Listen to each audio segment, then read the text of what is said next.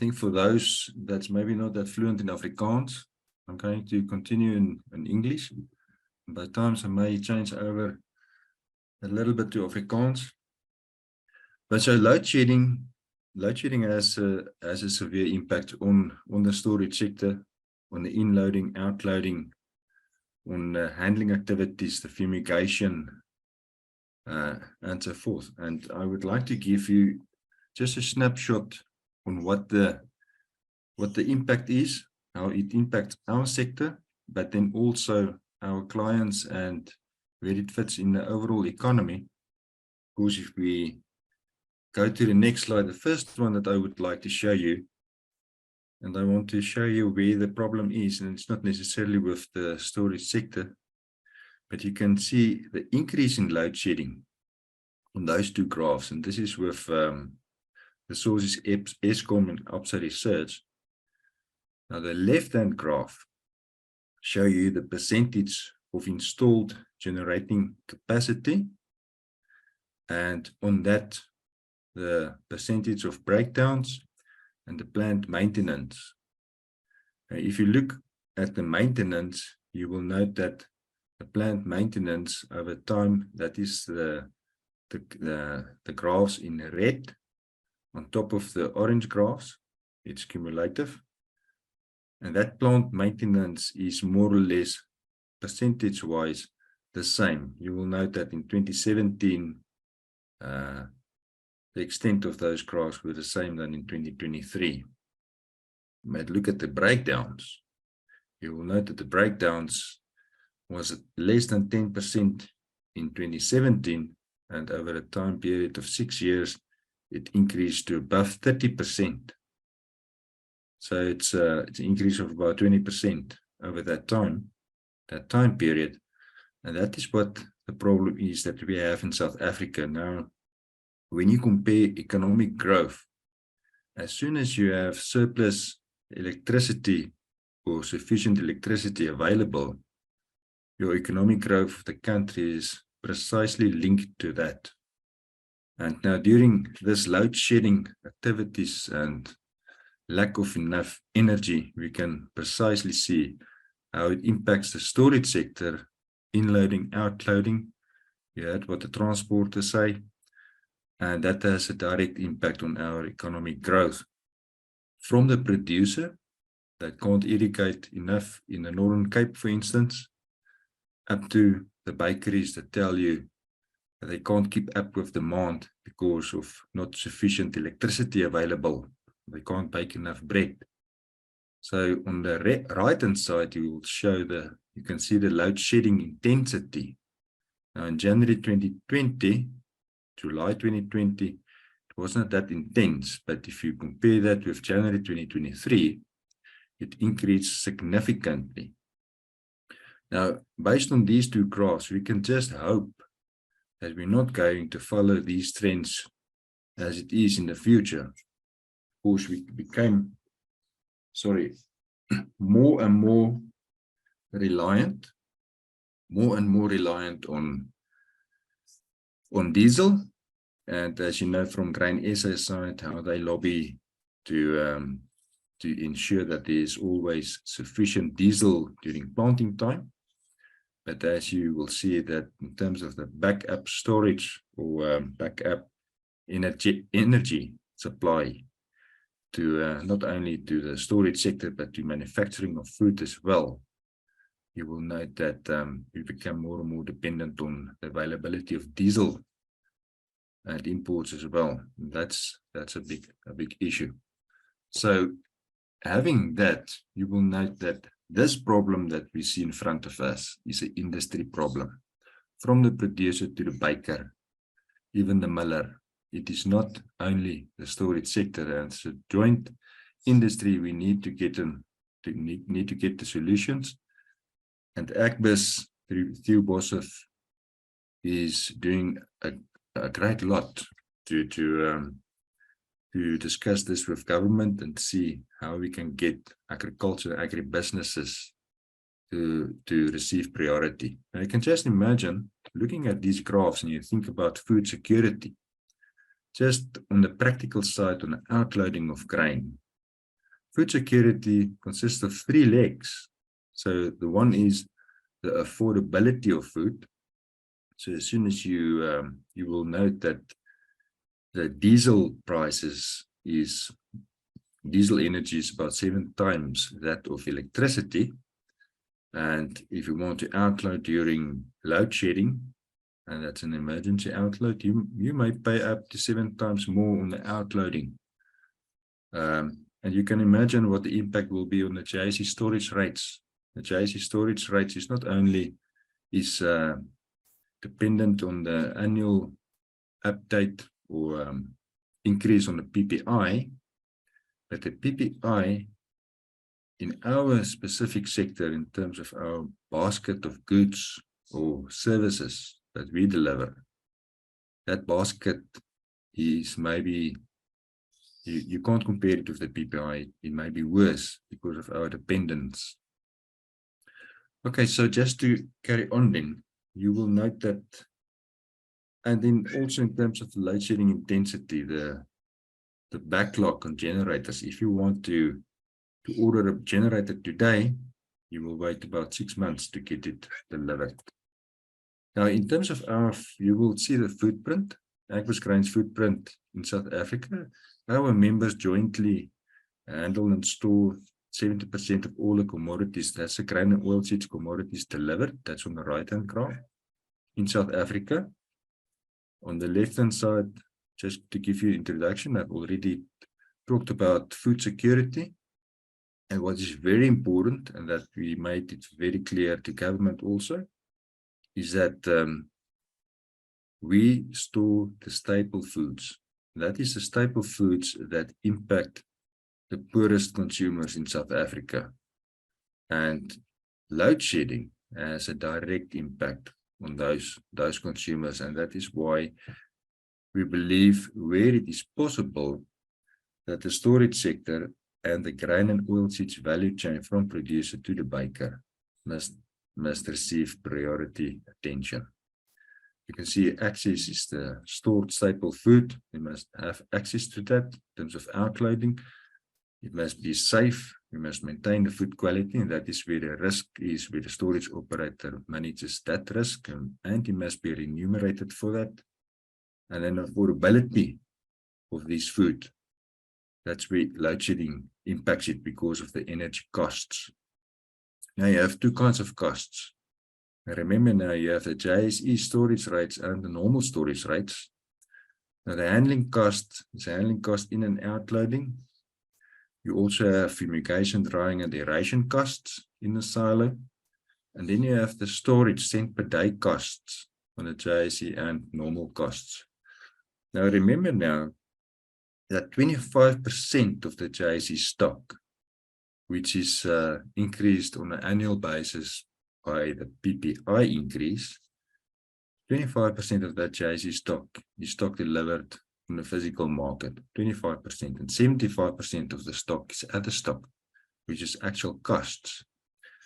And you can just imagine going into the next marketing years from March onwards, if the JSE stock and the storage rates of the JSE does not reflect the actual costs, and it only reflects PPI, you will note that take the JSE stock as an indicator of storage rates. It will be out of sync with the rest of the actual storage costs. Before load shedding take on the extent it has now, about 2-3 years ago, we did the grain storage cost index survey. And that survey indicated at that time that electricity is your 3rd highest cost for a storage operator. And it was about 10.1% of the total weight of all costs. Now, 10.1%, I believe it's much more now. And the other thing that you must also keep in mind, that the JSE storage rates, which is 25% of the stock delivered on the physical market, is also, well, you have to follow that rate in the sense that it's announced on an annual basis, and load shedding can increase or decrease within the year to and have a tremendous impact on energy costs. So the JSE will publish the rates based on the annual PPI, but we can see something different happened, and then the storage cost cannot keep up with that because of the contractual, well, in a normal delivery, normal storage contracts, you also have those contractual agreements on an annual basis. But my personal opinion is that we must have some freedom to increase rates maybe 2 times or 3 times a year, not only once over 12 months, because it simply under the current circumstances does not make sense to have it fixed for 12 months. Things change too much and too dramatically. So the impact on storage tariffs. Now, if you go on the JSE website, you will see, hi, I'm Jesse, your smart assistant, but Jesse don't have an answer or a solution to load shedding. But remember now, Jesse has about 25% of the deliveries on the JSE market. How to determine the impact of load shedding on storage rates? It's just, this may not be complete. I just want to make you aware of some of the factors you need to take into account, and you can do that calculation yourself. I didn't want to do that calculation here because it's competition issue and things like that, but it gives you an indication. So take the JSE storage rates. We know about the annual increase based on the PPI, which is JSE storage rate increase. We know that the electricity in 2020, that weight was 10.1% of our storage costs. The weight increased. We know that 25% of the stock is JSE stock deliveries. The daily load shedding is between 2 to 4 hours out of an 8 work day. So that's 25% to 50% of daily load shedding. And why I'm saying this is because during that load shedding hours, you're going to be dependent on backup energy like diesel, which is 7 times the cost of normal energy. And you have to account that for, because how are you going to cover that cost on inloading, outloading, and on the storage rates? And then you backup diesel generator cost. As I said, there 7 times.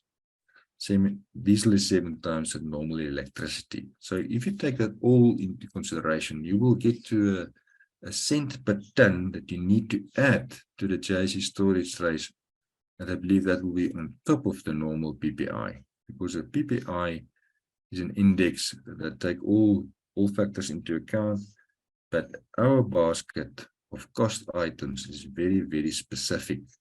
So when you discuss this with different storage operators, each will tell you a different rate of what that additional cost should be added to the JSE storage rate, in their opinion. But as a JSE has, that's a cost that impacts everybody. I believe that going forward, and especially with March coming up for soybeans and sunflower seed, the JSE should, it's my opinion, should get comments in from the market what that cost should be, because otherwise your JSE storage rate will be too low compared to the actual storage cost. And it's a common factor that impacts everybody. And I think it must be consulted wisely and widely through the storage sector, but also with producers to consumers like the milling and the bakery industry, because we need to understand this cost impact. Going forward then, the impact of load shedding on the market challenges. You can note that storage costs, what do we experience? We experience delayed inloading from the Western Cape. The storage operators in the Western Cape and producers will tell you, as soon as you harvest wheat and you can't get it timely delivered in the silos, you have that risk of weather changes, rain at harvest, rain on the crop, and downgrading, and it can have a big impact on your producers' income. And that that's that what do you call it, pressure also from the producer on the storage operator to take that grain in. So you have to have backup, very expensive backup systems to put in place. Then diesel generators from order to delivery is about a 6 months backlog. I think most of our storage operators already have sufficient diesel generators. Not 100% maybe, but maybe 70%. So it will help as well. But that cost was not, it was not evident in the past. It was not there in the past. It must be catered for, and somebody must, that cost must be recouped as well. Now, the other thing with load shedding is that your stock may build up in certain silos at the end of the marketing period in the inverse market.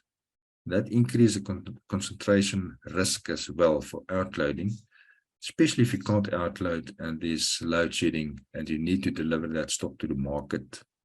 That brings us to price convergence on the JSE, delays in timely outload due to load shedding for price convergence, but also for price discovery. It just increases that uncertainty. And as you know, the delivery on the JSE, the physical delivery on the JSE is so important to get that price convergence correct. Then fumigation, insects infestations with higher temperatures, cooling down of grain. If that's not possible for aeration, your insect infestations will increase, your fumigation costs will increase. We talk about aeration, cooling grain down in terms of barley. I talked to the Invivo, who is the cooperative, the Federation of Cooperatives in France. They tell you they can't just aerate as previously the malting barley because of the climate getting warmer in France. They need to actually put in coolers now, electrical equipment to cool down the barley, because it's not sufficient to rely on the ambient temperature outside of the silo to be sufficient to cool the grain down.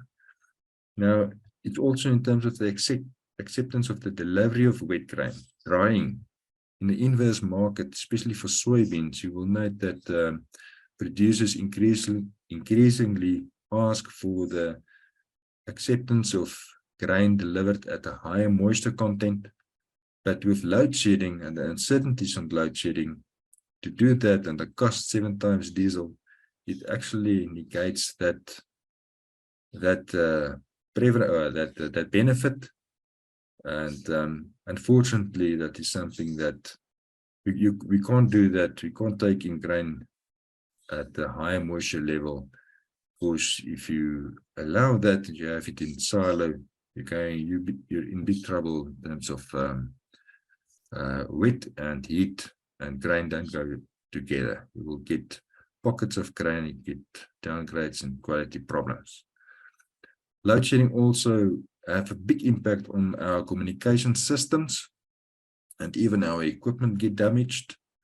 As you said, personnel have to work overtime, and it's also a cost. Is for some of our silos that already work 3 shifts during the day, during a 24-hour day, and it won't even help them if there's any other possible solutions to give load shedding at certain silos a priority, because they're already working all the time. Then you have then the load out on diesel cost terms during load shedding. Now the actual cost is 7 times, 6 to 7 times diesel cost to energy, to electricity. And you can imagine if you pay anything less than that at load shedding, during load shedding, outloading, you're in for a bargain. Now, practical recommendations, how to ease impact on load shedding. So, yeah, there's not much that you can do. So Eskom needs to supply accurate info on load shedding schedules, and the management of that load shedding schedules must be very precise by Eskom. We can request flexible load shedding arrangements, but you cannot single out a sector. We can explore the possibilities at substation level, but your problem is that as towns developed over time in rural areas, your silo becomes part of that community, that grid, electricity grid, And if you put electricity on and off, it's not only the silage electricity they put on and off, it's a community as well. So that is something that you can look into, but it's limited. And then solar is maybe an option for offices and electronic equipment, but it is not sufficient enough to moving grain in bulk. Moving grain in bulk in the silo is very energy intensive. Now, what is Agbiz doing? I just want to, on a strategic level, Theo Boshoff at Agbiz deals intimately with government on this and with Delrad. And I would like to encourage you that to maybe to discuss it with Agbiz, with Theo, on what they do. I can only give you maybe the highlights of what they have in discussion with government. But first of all is we need to establish the evidence base, to give evidence through to Eskom, to government, on what the impact is of load shedding on staple foods, the storage of staple foods and the manufacturing of staple food. Agbiz is already involved in the Eskom engagement working group. So we try to get agriculture as a priority sector in that working group. There is also blended finance opportunities. I think it's limited. Then in terms of new regulations, you have, and then obviously communication with the agriculture sector, agribusiness and government, Eskom and Delrad.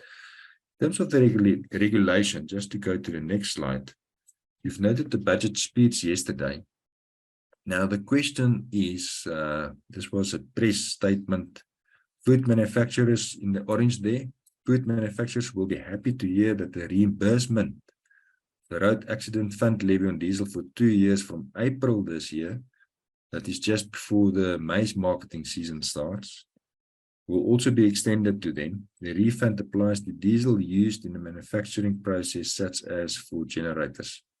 Now, the question was, will this also include the storage operator? Will we also get that 281 per litre on diesel back? Now, it is something that Agbiz also brings under the attention of government, Delrad, and SARS and National Treasury, but it is too early to give you total confirmation if that will be the case, because this, on the left-hand side, there's still a number of questions with outstanding answers, and the detail with respect to the necessary regulation still needs to be developed. That's important. And then, unfortunately, we have to wait until National Treasury and SARS share that detail, and hopefully it will be before the next marketing year. But we can remain hopeful and hope that we will also share in that benefit. It would be, in my opinion, it should be like that. We should have that benefit of a 281 per litre on diesel, because we are all part in the supply chain, from producer to the miller and the baker, to supply affordable food. If you take one of those out of the chain, you can't do that. It's an interlinked chain. Okay, but before then, we cannot really tell what the outcome will be. So that's maybe just in short my presentation. If this, I know there is some of our colleagues also on this call, storage operators. So if there's anybody that would like to add or support with evidence, you are very welcome to speak up. So thank you, Stefan.